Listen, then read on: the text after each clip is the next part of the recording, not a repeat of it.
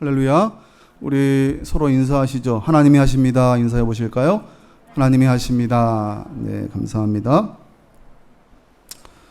저는 우리 추사모님 헌금을 들고 오시는데 새로운 아가씨가 우리에게 등록하신 줄 알았어요. 너무 오늘 아름답게. 예. 마태복음 5장 9절 말씀으로 화평하게 하는 자가 하나님의 아들입니다. 화평하게 하는 자가 하나님의 아들입니다. 라는 말씀의 제목으로 함께 은혜를 나누겠습니다. 여러분 계속 강조하고 있지만 우리는 지금 성령의 열매에 대해서 이 시리즈로 말씀을 살펴보고 있습니다. 그런데 제가 가만히 어저께 말씀을 준비하면서 생각해 보니까 이 성령의 열매에 대해서 우리가 말씀을 나누고 있는데 성령의 열매가 있는 이 성경 구절을 한 번도 안 읽어본 것 같아요. 그래서 오늘 그 말씀을 먼저 한번 읽고 우리가 말씀을 나누도록 하죠. 갈라디아서 5장 22절로 23절까지 말씀, 성령의 9가지 열매입니다. 우리 같이 한번 읽어볼까요? 시작. 오직 성령의 열매는 사랑과 희락과 화평과 오래 참음과 자비와 양성과 충성과 온유와 절제니 이 같은 것을 금지할 법이 없느니라.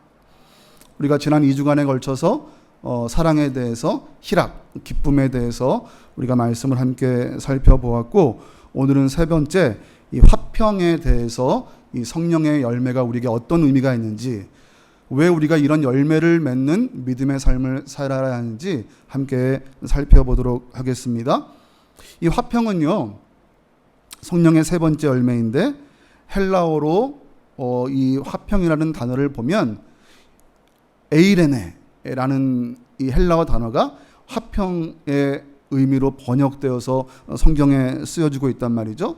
이 에이레네라는 뜻이 무엇인가 하고 원어를 가만히 보니까 이 원래 에이로라는 그런 어원에서 이 에이레네가 파생되었는데 그 뜻이 무엇이냐면요, 이 화평과 비슷한 뜻인 것처럼 평화하다, 또 고요하다, 안식하다 라는 이런 의미를 담고 있는데 또 한 가지 중요한 의미가 있어요. 그것이 무엇이냐면 결합하다, 하나가 되다 라는 것이 이 에이레네라는 단어의 뜻으로 포함되어져 있단 말이죠. 그러니까 하나가 된다라는 말은 무엇을 전제로 해서 생각해 볼 수 있는 말입니까? 나뉘어졌던 것이 다시 결합한다, 하나가 된다 라는 것을 전제로 해서 생각해 볼 수 있겠죠. 여러분, 무슨 의미인가요? 그러니까 성경이 말씀하고 있는 화평, 평화, 이런 것들은요, 그냥 혼자만 평화스럽고 혼자만 고요하고 혼자만 안식을 누릴 수 있는 삶이 릴렉스한 그런 감정을 말하는 것이 아니라 나 아닌 다른 상대와의 관계를 통하여서 이루어지는 그 결과물, 그것이 화평이다라고 성경은 말씀하고 있다라는 거죠. 여러분, 그렇다면 우리가 화평을 이루어야 할 그 상대는 누구일까? 누군가와 결합해야 하는데, 누군가와 하나가 돼야 하는데, 우리가 하나가 되고 결합해야 할 화평의 대상이 누구일까? 그 상대에 대해서 오늘 말씀을 통해 함께 살펴보려고 하는 것입니다. 여러분, 우리가 함께 읽은 오늘 본문 말씀 마태복음 5장 9절의 말씀은요, 우리가 잘 알고 있는 8가지 복, 산상수훈 중에 8복에 대한 내용 중에서 7번째 복에 해당되는 부분이죠. 다시 한번 우리 마태복음 5장 9절 말씀을 한 목소리로 함께 읽어보도록 합니다. 시작. 화평하게 하는 자는 복이 있나니 그들이 하나님의 아들이라 일컬음을 받을 것이며. 화평하게 하는 자는 복이 있나니 그들이, 화평하게 하는 자들이 하나님의 아들이라 일컬음을 받는 그 복을 누리게 될 것이다 라는 그런 말씀이란 말이죠. 그런데 이 말씀을 조금 더 우리가 명확하게 이해하기 위해서 원어의 의미를 그대로 살려서 다시 한번 이 말씀을 읽어보면 이런 말씀입니다. 여러분 들어보십시오. 화평을 만드는 자들은 복이 있다. 다시 한번요. 화평을 만드는 자들은 복이 있다. 왜냐하면 그들이 하나님의 아들이라 돌려질 것이기 때문이다. 화평을 만들어가는 자들과 복이 있는데, 왜냐하면 그렇게 화평을 만들어가는 자들은 하나님의 아들이다, 하나님의 자녀라 라고 일컬음을 받을 수 있기 때문이다 라고 원어의 의미를 그대로 해석해서 살펴보면 그런 의미란 말이죠. 그러니까 화평하게 하는 자라는 말은요, 화평을 만드는 자, 화평을 이루어가는 자, 다시 말하면 화평을 소극적으로 누리기 위해서 마음을 두는 자들이 아니라 화평치 않은 상황들을 맞닥뜨린다 할지라도 그것을 화평하게 만들어가는 자, 이루어가는 자가 하나님의 아들이라 일컬음을 받을 수 있는 그런 복을 누리게 될 것이다 라는 그런 말이죠. 자, 여러분, 하나님의 아들이 될 것이다 라는 말은 하나님의 자녀가 될 것이다 라는 그런 의미인데, 하나님께서, 예수님께서 이 팔복의 7번째 복을 말씀하시면서 아버지와 아들의 관계로 이 화평의 의미를 끌어들이시는 것을 보면 하나님이 화평을 이루는 자들과 정말 친밀한 감정을 갖고 계시는구나. 화평을 이루는 자들만큼 하나님과 친밀한 관계를 누릴 자가 없구나 라는 것을 우리가 생각해 볼 수 있겠죠. 그렇다면 왜 하나님은 이토록 화평의 의미에 대해서 중요하게 말씀하고 계실까? 왜 예수님은 화평한 자들이 하나님의 자녀라고 일컬음 받을 수 있을 만한 친밀한 자의 위치에 놓이는 그런 복을 받을 수 있을 것이다 라고 말씀하실까? 왜 하나님은 화평을 좋아하실까? 여러분, 다시 화평의 원어인 에이렌의 얘기를 좀 더 해보기 원합니다. 우리말 화평으로 번역된 헬라어 에이렌에는요, 이 헬라어가 주로 신약 시대에 쓰였던 언어였단 말이죠. 당시 로마의 지배를 받고 있던 유대는요, 이 로마가 그리스도 지배했지만 이 그리스도의 이 헬레니즘 문화가 워낙 왕성해서 로마가 그리스를 지배했음에도 불구하고 이 로마도 헬레니즘 문화에 젖어 있었단 말이죠. 그러니까 당시 모든 사회가 이 헬레니즘 문화에 동화되어 있었고, 때문에 로마의 지배를 받고 있던 유대 땅도 헬레니즘, 그리스어를 사용했다라는 말이죠. 자, 그런데 이 그리스어, 다시 말하면 헬라어로 화평이 에이레네인데, 구약 시대에도 이 화평이라는 의미의 단어가 쓰였을 거 아니에요? 바꿔 말하면 이 구약 시대의 화평이라고 쓰였던 이 단어를 신약 시대 헬라어로 에이레네라는 말로 이어지게 됐는데, 퀴즈. 구약 시대의 화평의 의미로 쓰였던 단어는 히브리어인데요. 무엇일까요? 뭐요? 샬롬. 샬롬. 화평이라는 단어가 신약 시대에는 에이레네로 쓰였는데 이건 헬라어란 말이에요.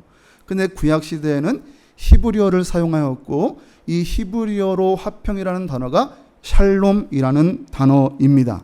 여러분, 지금 신약 시대의 화평 에이레네를 설명하면서 왜 제가 지금 구약의 샬롬이라는 단어를 끌어들이고 있는지 말씀을 한번 잘 들어보십시오.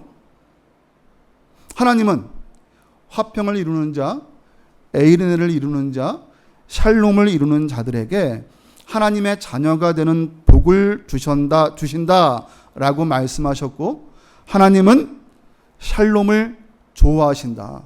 샬롬을 이루는 자들과 매우 친밀한 감정을 느끼신다라고 말씀드렸는데, 왜 하나님이 이토록 에이레네 샬롬을 좋아하시는지 여러분께 지금 말씀드리려고 하는 거예요. 골로새서 1장 20절 말씀입니다. 우리 같이 한번 말씀을 잘 읽어보죠. 시작. 그의 십자가의 피로 화평을 이루사 만물 곧 땅에 있는 것들이나 하늘에 있는 것들이 그로 말미암아 자기와 화목하게 되기를 기뻐하심이라. 그가 누구입니까? 그의 십자가의 피로라고 되어 있죠. 그가 누굴까요? 예수님이죠. 예수 그리스도의 피로 하나님께서 화평을 이루셨다라고 말씀하고 있죠. 그런데 여기서 우리가 또 한 가지 주의 깊게 살펴보고 싶은 부분이 있습니다. 오늘 본문의 말씀이죠. 마태복음 5장 9절 말씀에서도 이 화평이라는 단어를 헬라어 에이레네를 사용하여서 이 문장을 이루고 있는데, 이 5장 9절에 화평하게 하는 자, 다시 말하면 화평을 만드는 자라는 단어와 지금 우리가 함께 읽은 골로새서 1장 20절에 화평을 이루사라는 단어가 똑같이 에이레노포이오스라는 형용사를 사용하고 있단 말이죠. 앞서 말씀드린 대로 에이레네의 원어 에이로와 또 한 가지 동사가 결합됐는데 그 동사는 포이에오라는 동사인데 이 포이에오라는 동사가 만들다라는 동사란 말이죠. 그러니까 화평을 이루다라는 말은 화평을 만든다라는 말인데, 오늘 우리가 함께 읽은 본문 마태복음 5장 9절도 화평을 만드는 자들에게 하나님께서 하나님의 자녀라고 일컫는 복을 주시겠다라고 말씀하고 있는데, 방금 우리가 함께 읽은 골로새서 1장 20절 말씀도 화평을 만들었다라고 표현하고 계신 거예요. 누가요? 예수님이. 예수님의 피로 말미암아 이 땅 가운데 화평을 만드셨다라고 말씀하고 있는 거란 말이죠.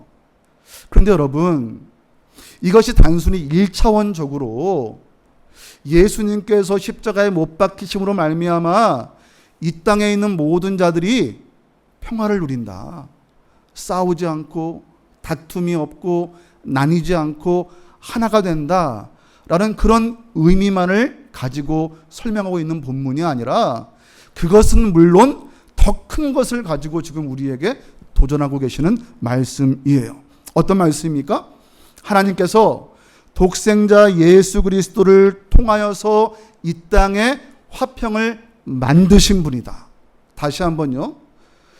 마태복음 5장 9절 말씀은 예수님께서 말씀을 듣는 우리들에게 화평을 만들어라 라고 말씀하셨는데, 실제로 화평을 먼저 만드신 분이 누구라고 말씀하고 계시는 거예요?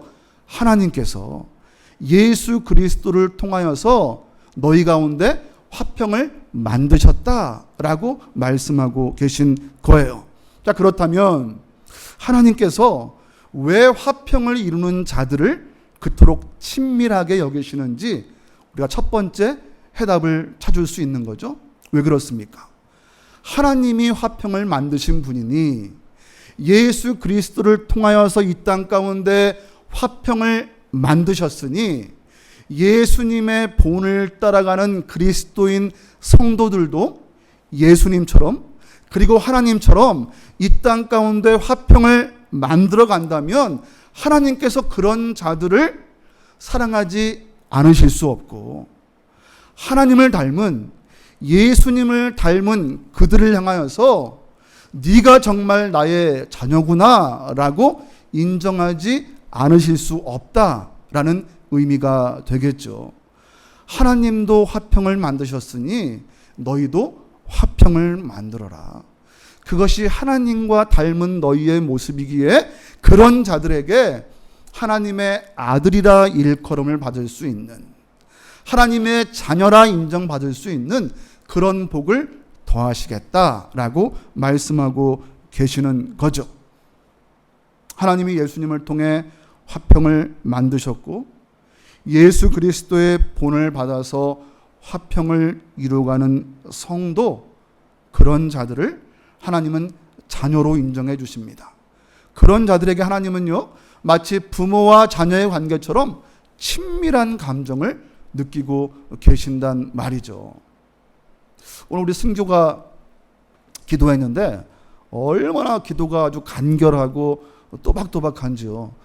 한글로 써서 읽은 거예요? 우리 승교? 승교는 한글도 잘 안 해. 어릴 때 왔는데. 승조가 기도를 너무 잘했는데 왜 기도를 잘할까요? 승조가. 엄마 아빠가 기도를 잘하시니까, 엄마 아빠가 기도의 본을 보이셨으니까 엄마 아빠를 닮아서 승교도 그 믿음의 모습을 자신에게 이어진 믿음의 유업으로 받고 그 믿음의 모습을 따라 믿고 신앙생활을 하니까 옆에서 보는 목사님도 승교의 모습을 보고 요만한 어린애 때 뵀는데 이렇게 커서 기도를 하니까 얼마나 대견하겠어요. 근데 엄마 아빠는 승교의 모습을 보면 얼마나 마음이 좋고 흐뭇하시겠어요. 그런데 승교가 예를 들어서 맨날 밖에 나가 사고치고 놀러만 다니고 그러면 엄마 아빠가 얼마나 마음이 속상하시겠어요. 엄마 아빠가 승교에게 친밀함을 느끼는 것은 무엇이냐면 엄마 아빠와 닮은 모습, 엄마 아빠가 중요시 생각하는 것을 같이 중요하게 믿고 따르는 모습을 보고 친밀하게 느껴지게 될 거란 말이죠. 여러분 마찬가지입니다.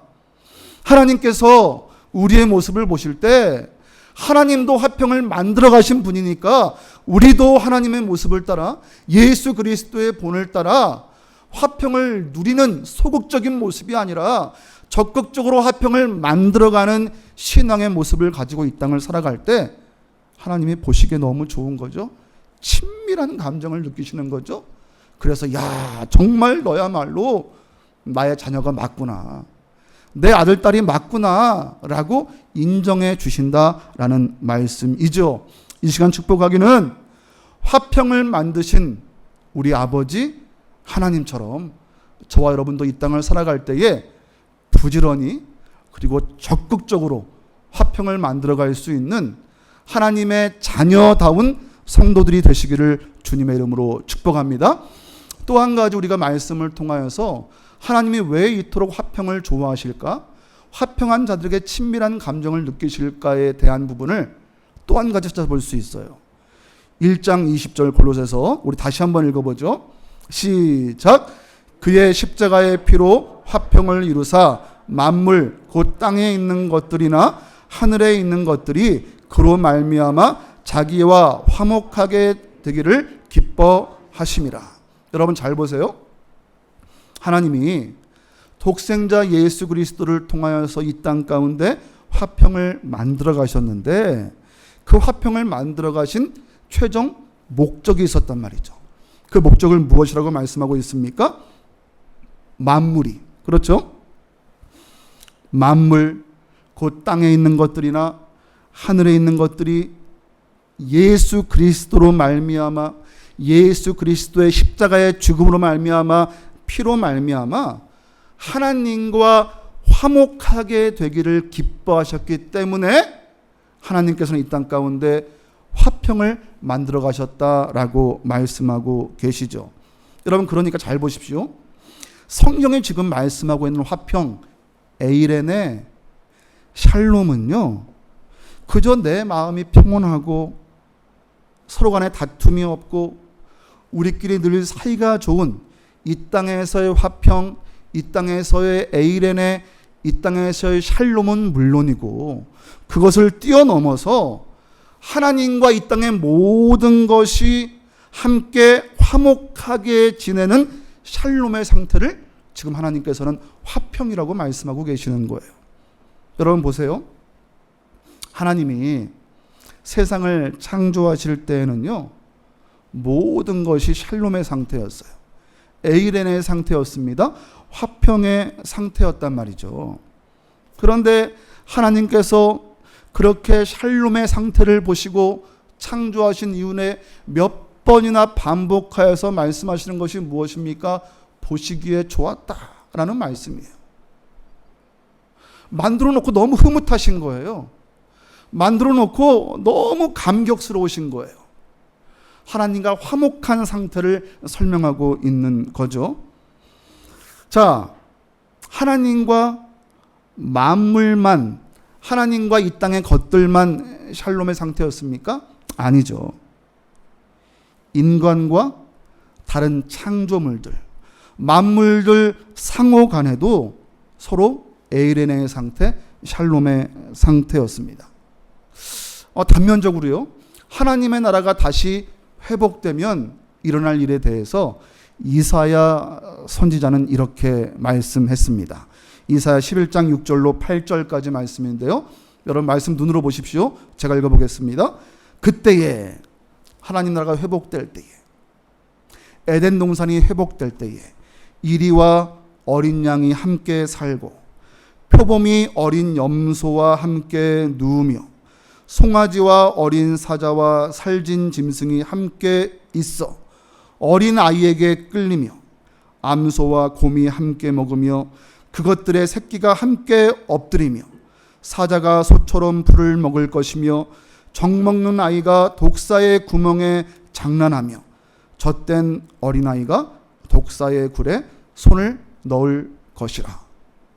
샬롬이 어그러진 상태에서는 도무지 이해할 수 없는 일들이 샬롬이 온전히 이루어진 상황, 에덴 동산이 회복된 그때는요, 기가 막힌 샬롬의 상태, 기가 막힌 화평의 상태, 기가 막힌 에이레네의 상태가 다시 이루어질 것이다 라고 예언하고 있는 거란 말이죠. 그런데 문제는 무엇입니까?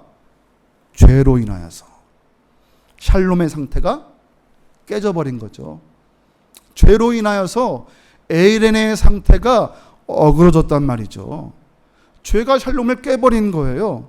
하나님과 화목했던 우리의 모습이 깨어졌다라는 그러한 말씀입니다. 여러분, 제가 몇 가지 성경 구절을 통하여서 지금 여러분에게 말씀을 전하고 있는데 이 말씀들이 지금 여러분 머릿속에 조립되어져 가고 계신가요? 하나님은 태초에 처음 하나님이 만드셨을 때 이 땅의 화목, 화평, 샬롬, 에이레네를 다시 회복하시기 위하여서 우리의 죄의 문제를 해결하기 위해 예수 그리스도의 피로 이 땅에 화목을 다시 만들어 가신 분이 하나님이시라는 거예요. 그리고 다시 우리와 화목해지기를 너무 기뻐하시고 고대하시는 분이 바로 하나님이시다라는 그러한 말씀입니다. 사랑하는 여러분, 화평이라는 단어가 우리끼리만의 언어로 그치지 않기를 주님의 이름으로 축복합니다. 화평이라는 단어는요, 제일 먼저 하나님과 우리 사이에 이루어져야 할 샬롬의 상태입니다. 하나님을 닮아서 화평을 만들어가는 성도, 그 중에서도 하나님이 가장 기뻐하시는 하나님과의 화목함을 이루어가는 성도들에게 하나님께서 복을 주신다라는 거예요. 어떤 복입니까? 오늘 우리가 함께 읽은 본문 마태복음 5장 9절의 말씀처럼 네가 정말 나의 아들이구나, 네가 정말 나의 딸이구나, 아버지 하나님과 화목을 이루기 위하여서 몸부림치고 애쓰는, 그렇게 만들어가는 너의 모습을 보니 네가 진짜 나의 자녀구나 라고 일컬어 주시는 그런 진짜 제자, 진짜 성도의 모습이 저와 여러분 가운데 더해질 수 있기를 주님의 이름으로 축복합니다. 말씀을 마칩니다. 삶이 너무 공고하지 않습니까? 절망적이지 않습니까? 이 코로나 시국을 거치면서 우리의 마음도 몸도 피폐해졌을 뿐만 아니라 경제적으로도 힘들고 손에 잡히는 것도 없고 눈에 보이는 것도 없고, 여러분 이런 상황 가운데 좀 내 삶이 평안했으면 좋겠다, 내 삶이 좀 평화로웠으면 좋겠다, 내 삶에 어려운 일 없고 좀 고요했으면 좋겠다, 내 삶이 좀 번영했으면 좋겠다 라는 그런 마음들이 저와 여러분 모두에게 있지 않습니까? 여러분 그렇다면 그런 화평, 그런 은혜, 그런 고요함, 그런 평화를 소원하신다면 여러분 오늘 말씀을 통해서 우리에게 중요한 도전을 두 가지 쓰였으면 좋겠습니다. 첫 번째는요, 화평을 누리는 데 마음을 두기보다, 다시 말하면 화평한 곳에 내가 머물고 화평한 곳에 내가 좀 가기를 원하는 그런 마음이 아니라, 여러분 내가 있는 이곳부터 화평을 적극적으로 만들어가는 우리의 모습이 될 수 있어야 합니다. 먼저는 하나님과의 화평입니다. 그리고 하나님과의 화평을 통하여 내 주변으로 이어지는 하나님의 그레이스, 하나님의 은혜가 넘쳐나는, 그래서 함께 화평을 누릴 수 있는 그 모습을 우리는 소원할 수 있어야 합니다. 두 번째로, 화평을 누리기 원한다면 다시 말씀드립니다. 하나님과의 화평, 하나님과의 화목, 하나님과의 샬롬, 하나님과의 에이레네를 누리는데 먼저 집중할 수 있어야 합니다. 이 땅의 은혜를 소원하신다면 하나님과 나의 관계를 먼저 점검할 수 있어야 한다는 말씀입니다. 어그러져 있는, 깨지어 있는, 나뉘어져 있는 이 상태를 에이레네, 결합하라, 하나 되어라.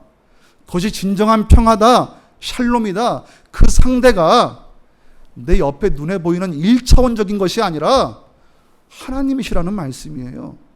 하나님과 하나 되고 하나님과 결합될 때에 우리 삶 가운데 참 화평, 참 샬롬, 참 에이레네가 이루어질 수 있다는 도전입니다.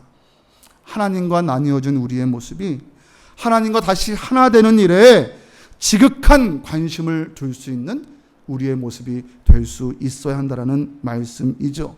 여러분, 그럴 때에 내 삶의 진정한 샬롬, 진정한 에이레네를 경험할 수 있게 됩니다. 왜 그렇습니까? 화평은 하나님이 너무 좋아하시는 일이거든요. 화목하게 하시는 그 기쁜 일을 위하여 독생자 예수 그리스도까지 주신 분이 하나님이시잖아요. 우리와 화목하기를 위하여서 하나님은 아들의 십자가 죽음을 택하신 분이었단 말이죠. 그러니까 하나님은요, 화평케 하기를 위해 노력하는 자를 제일 사랑하시는 거예요. 친밀한 감정을 느끼시는 거예요. 네가 진짜 나의 자녀다라고 인정해 주시는 거예요. 이 시간 저와 여러분 모두가 먼저 하나님과 화평을 이루고 적극적으로 하나님과의 화평을 만들어가는 우리의 인생이 됨으로 말미암아 하나님의 아들이라고, 하나님의 딸이라고 일컬음 받는, 그렇게 인정받는 우리 모두의 신앙이 될 수 있기를 주님의 이름으로 간절히 축원드립니다. 기도하겠습니다.